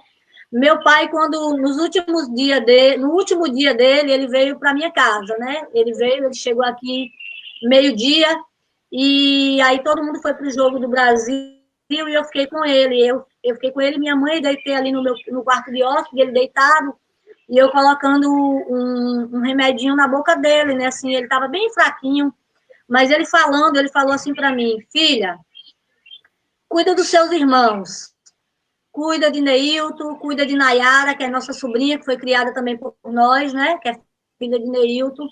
E ele me pediu isso, porque ele dizia assim: você é a pessoa forte da família. Então, assim, quando a Aninha foi ter os gêmeos, ele dizia assim: você tem que vir. Então, assim, você tem que vir, você tem que estar aqui. Né? Quando o Branquinha teve Manu e resolveu vir para cá, ele dizia assim: ela vai para aí, então tá tudo certo, porque estava comigo. Então, assim, ele tinha uma confiança muito grande na minha força. Ele acreditava que eu realmente ia dar conta de tudo, né? E graças a Deus eu dei conta de tudo, assim. Eu sou muito grata por eu ser forte. Eu acho que eu sou a pessoa mais parecida com meu pai, né? Eu sou muito parecida com ele, eu sou muito... Meu marido diz assim, Neto fala assim para mim: você é muito fria, muito calculista, tudo você vê como um negócio, porque eu analiso as coisas sem deixar emoção, né? Eu analiso, assim, eu quero tomar a decisão sem me deixar envolver, né? Embora, às vezes, eu dou bronca em todo mundo, eu grito, eu falo, chamo atenção, meus sobrinhos todos, eu digo para eles que parece que verdade. Então, assim, meu pai, ele foi tudo para a gente. Ele foi um exemplo de vida, de coragem, de honestidade, de dedicação, né?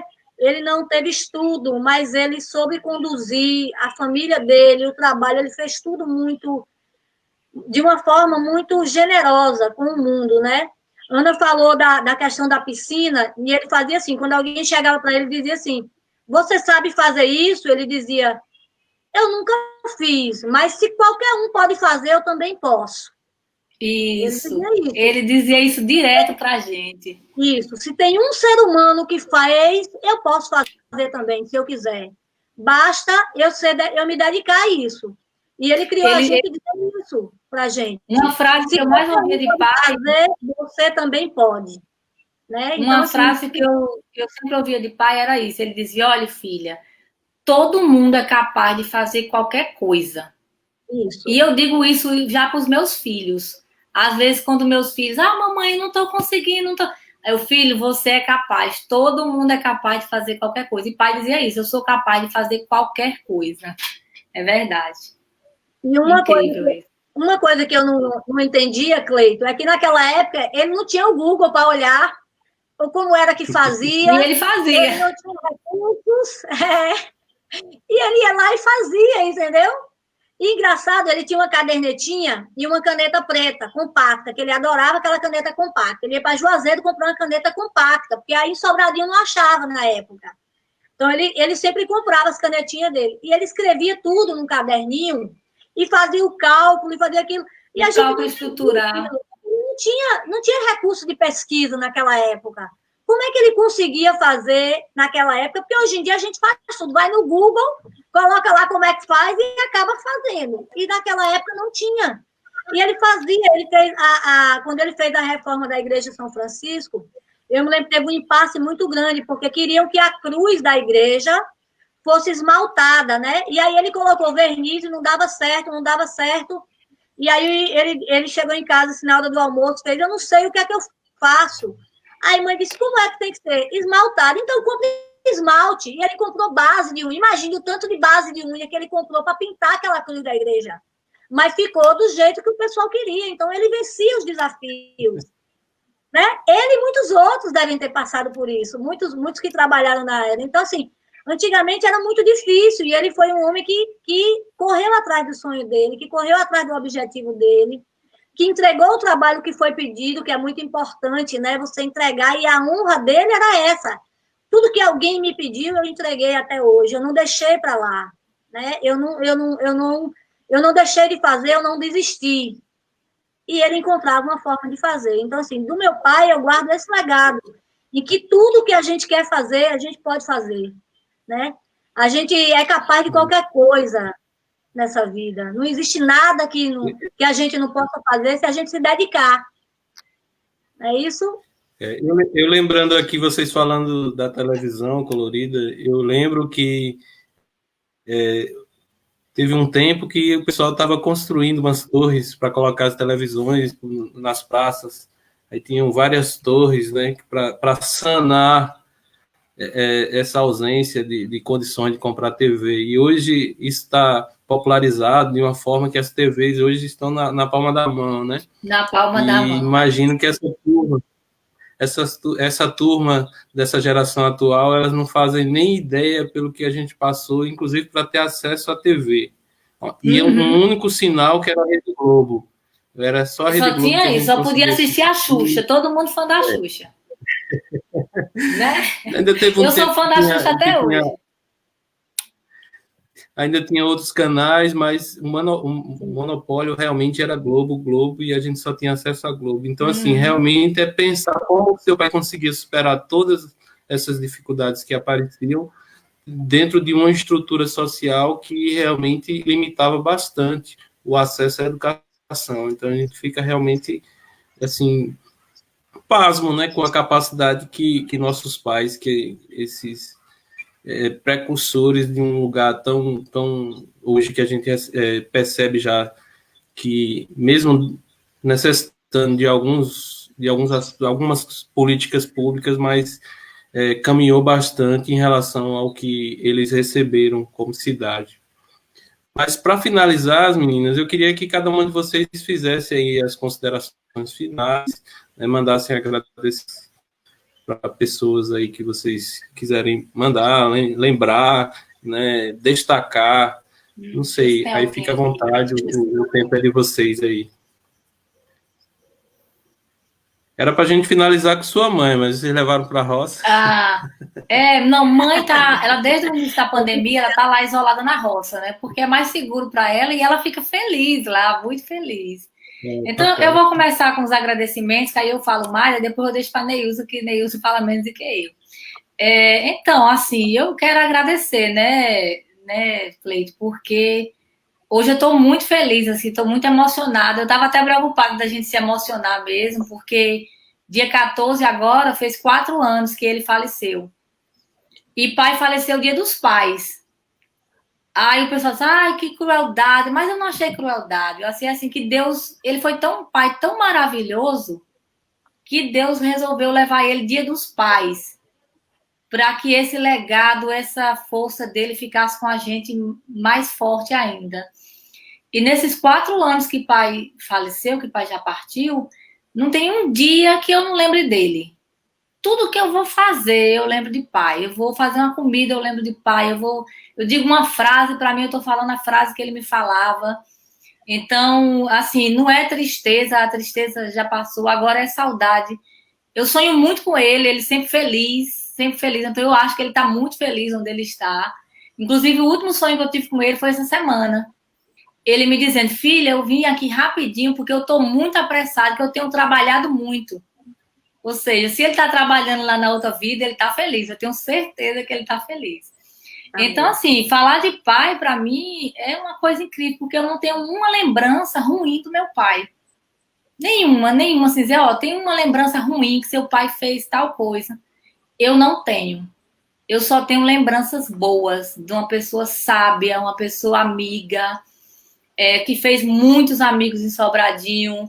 Eu esqueci de citar aqui a família Araújo, a minha família também, né? Que eu sou família Araújo também já, né? Eu estou há 20 anos na família Araújo. 20 anos de casada, né? Fora os 5 de namoro. Araújo Castro, é. E os Araújos foram grandes amigos de meu pai, né? Chico, Luiz, João, foram grandes amigos.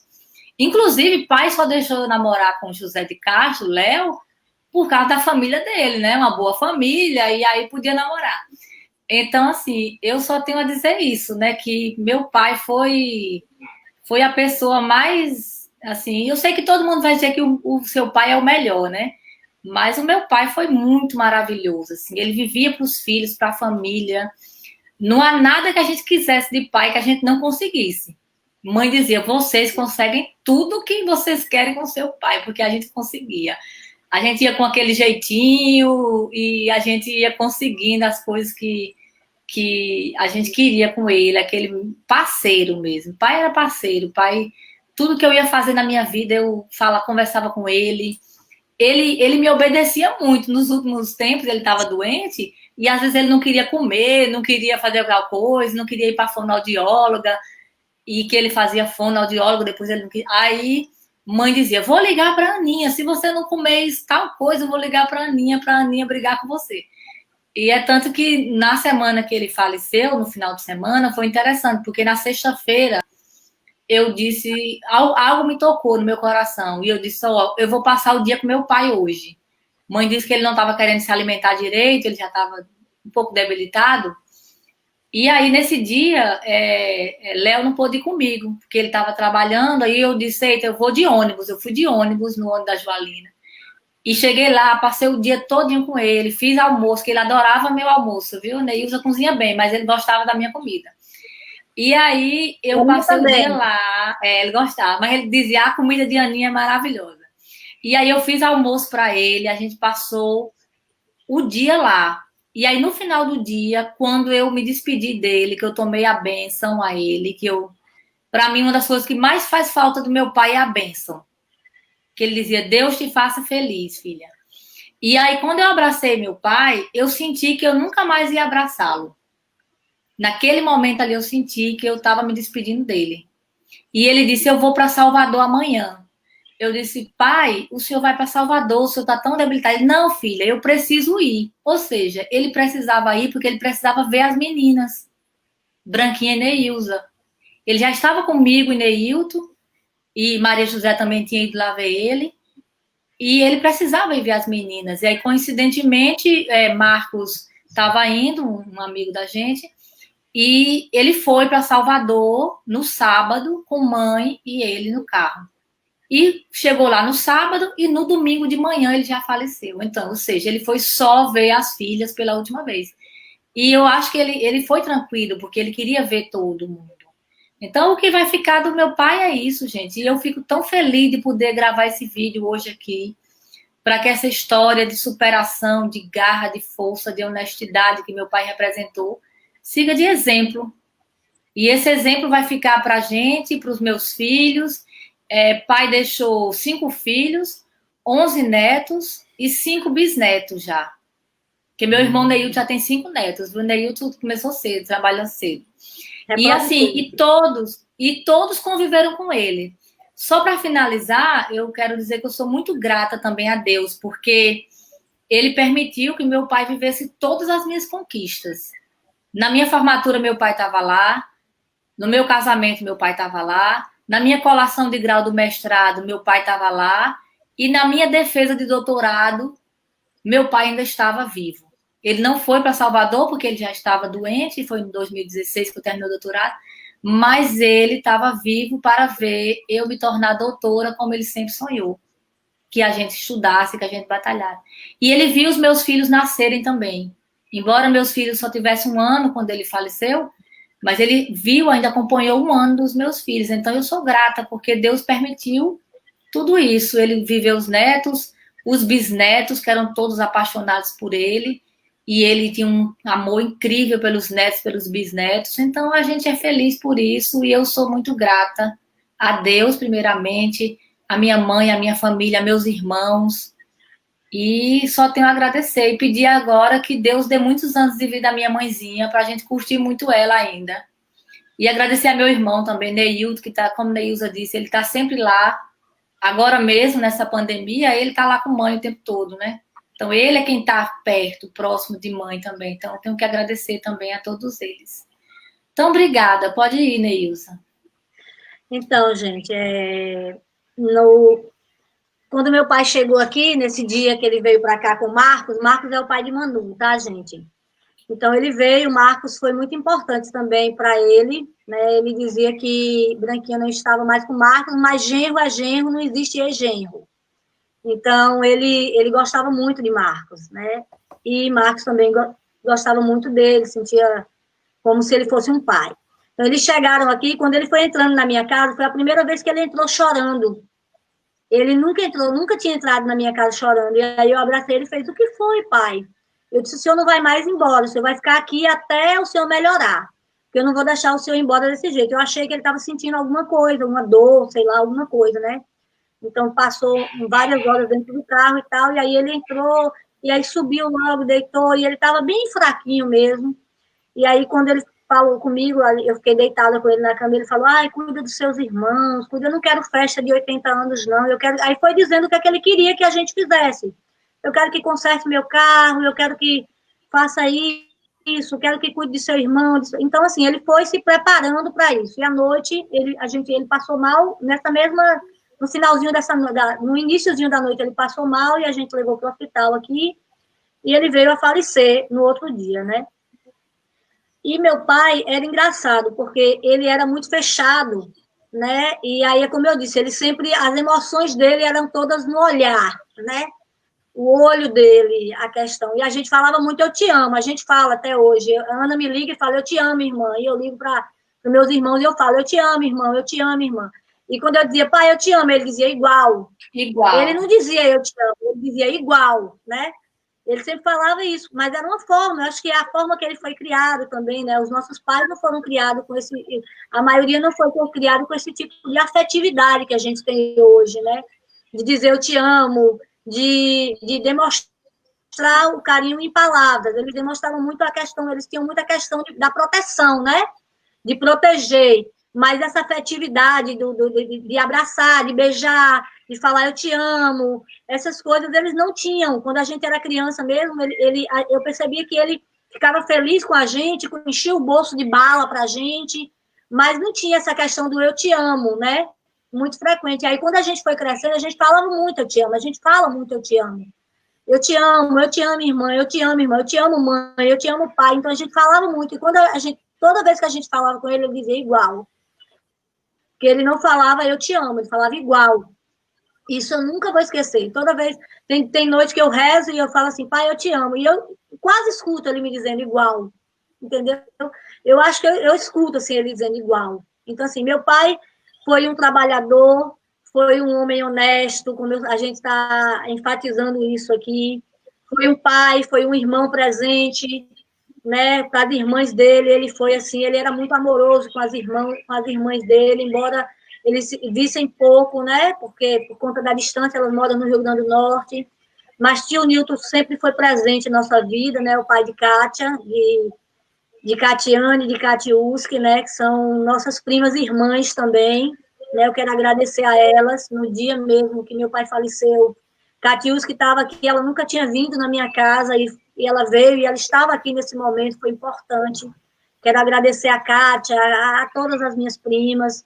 Quero agradecer a meu irmão por ter assumido o papel, né, quando meu pai faleceu. Então, eu disse para ele assim, agora é você, irmão. Agora eu só tenho você, porque quando a gente fica órfã, mesmo a gente sendo adulta e já dona da vida, a gente é órfã do mesmo jeito. A gente ficou órfã de pai, né? A gente não tem mais o pai aqui. Então, meu irmão, eu deixei ele assim como se ele fique, eu dei essa responsabilidade para ele. Agora é com você, agora você é o homem da família, entendeu? Assim, então, meu pai, ele foi muito amigo do meu marido, me apoiou muito, assim, do meu cunhado também, né? Ele sempre foi amigo de Castro, do próprio Marcos, que é o pai de Manu. Então, assim, ele foi uma pessoa que ele só somou a vida dele inteira, ele somou, né? A vida dele inteira. Ele somou a vida, ele trouxe tanto na construção material como na vida. Ele não era um homem que teve bens, né? Materiais, mas ele deixou um legado muito grande para a gente. Então, eu quero agradecer aí essa oportunidade, Cleiton, de você ter aberto essa janela para a gente falar do meu pai hoje e falar um pouco da gente, né? Porque a gente nada mais é do que as filhas de seu Netão e de Dona Ilza.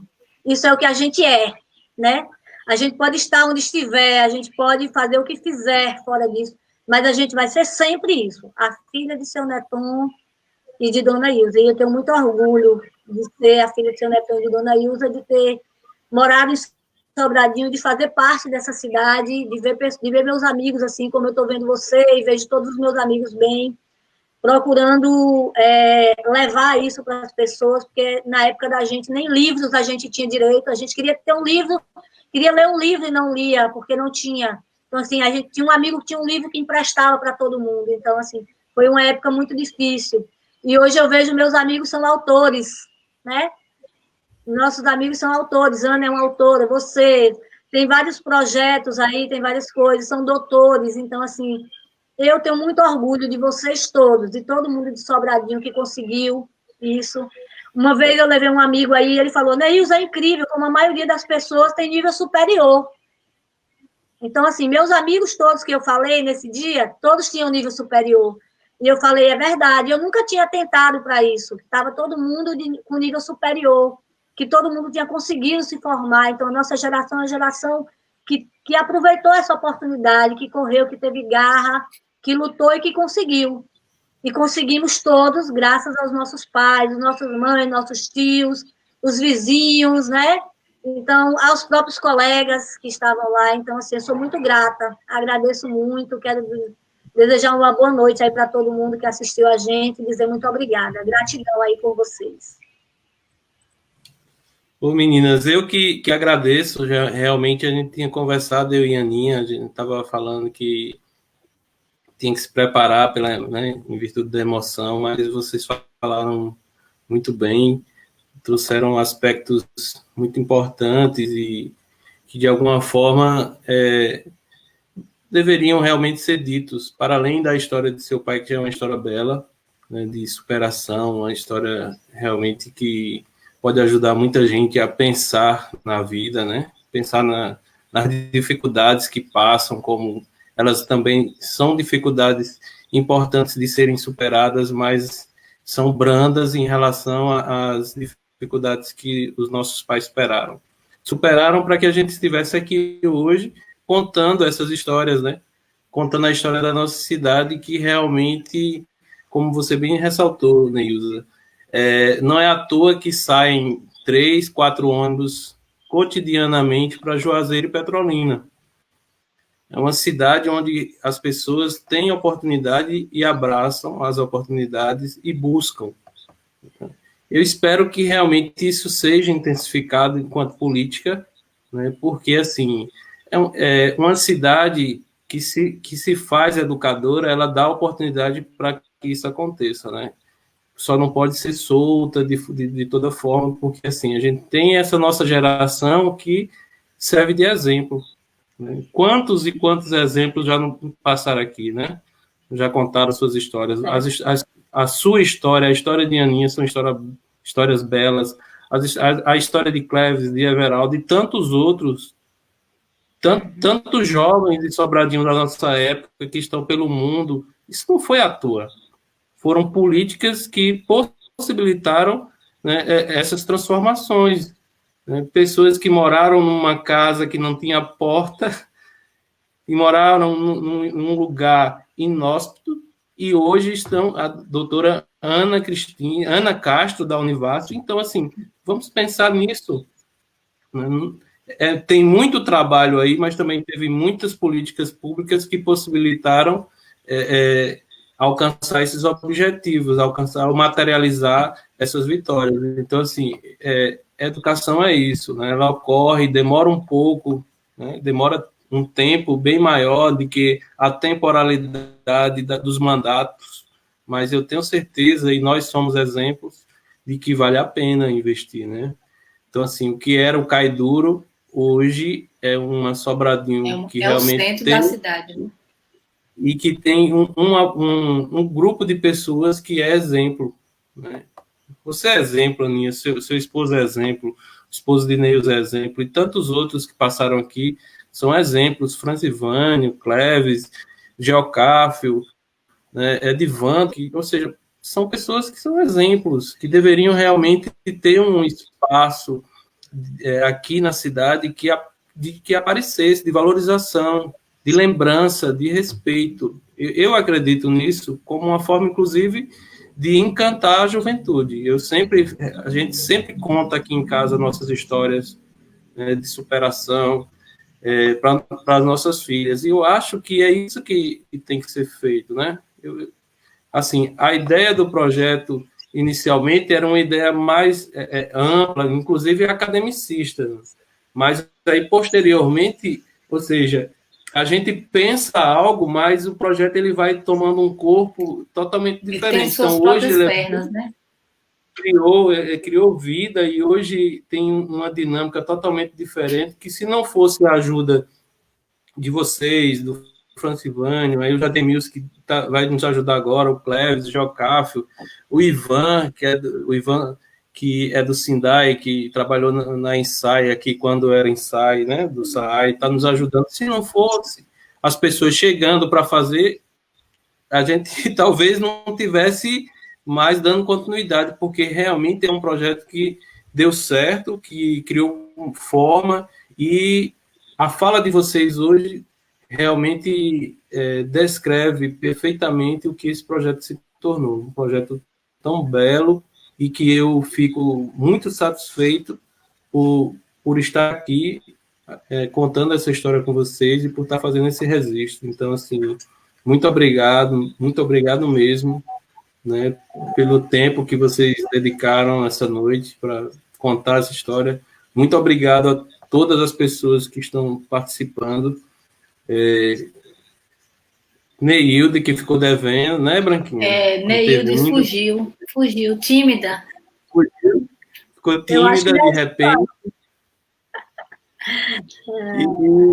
E toda essa galera, porque é isso, que se não tiver o pessoal comentando, né, se não tivesse Dorinha falando aí, contribuindo, Dorinha então, fofa. Talvez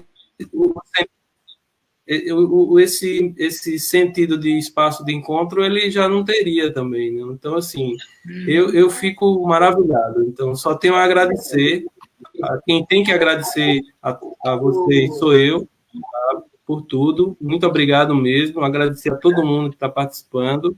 Quarta-feira, dia 19, Dona Zefinha já está confirmada, Zefinha do sindicato, para nos contar a história dela, a partir de toda uma luta, tá? Incrível, uma mulher incrível, Dona Zefinha. Então, a gente já está conseguindo. Me representa. Então, quarta-feira, Dona Zefinha. Muito obrigado, meninas. Tchau, todo mundo. Obrigada. Então, até quarta, pessoal. Um abraço. Tchau, gente. Gratidão para você.